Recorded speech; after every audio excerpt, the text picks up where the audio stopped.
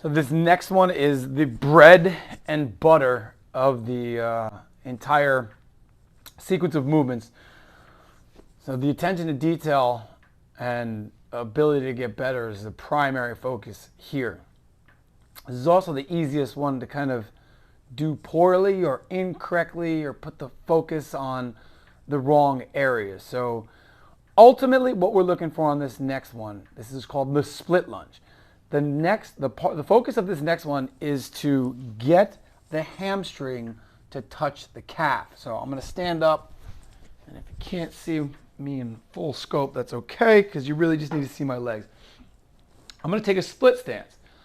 I'm going to have to figure out, depending on where I'm at, how I'm feeling, how far this is going to be. Now, right now, I can already feel a little bit of a stretch in this hip flexor.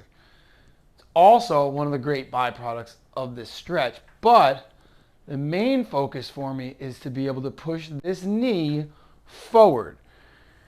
Now, I don't have shoes on. I'm not feeling that flexible. This is the first rep that I'm going to do, so it might not be the prettiest, but I'm going to get my knee over my toe and get my hamstring to touch my calf. Notice my back knee is not touching. I should aim to get upright. If the heel comes up, that's okay. So that's one rep, right? I'm going to do 5 on each side, and that's one set. 5 reps on each side.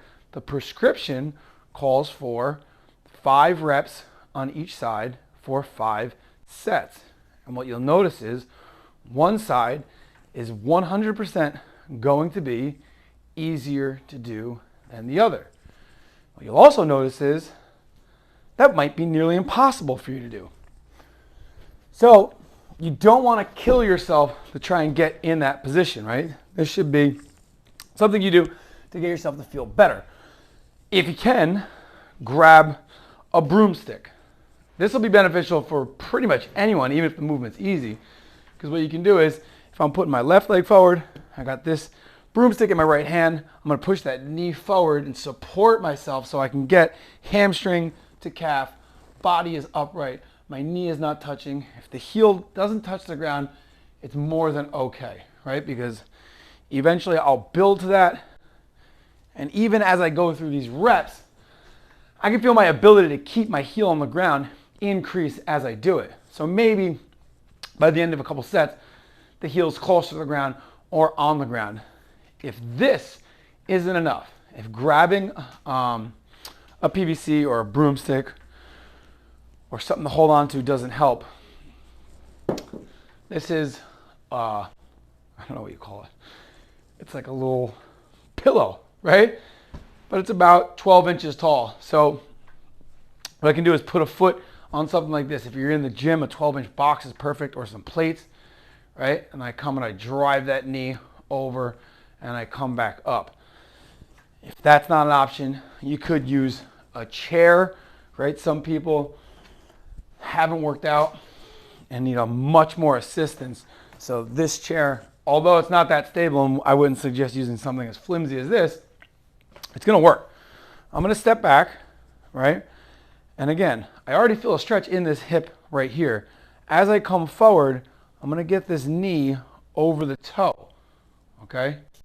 I come back up, and I do it again. Getting used to, this is something that stretches and strengthens simultaneously. So your ability to tolerate that position is going to increase as you do this. 5 sets of 5, you're bearing that load more and more and more and getting stronger in that position as you stretch through the movement. So 5 sets of 5 is the prescription. You can start with something easier, like maybe you start here, then you work over to the stick. And this is throughout the 5 sets of 5. But more than likely, you'll start with one modification and stick with that for a couple of days, weeks, or whatever. And even if you start on the floor, you'll find that your range of motion increases on that session and on session-to-session basis.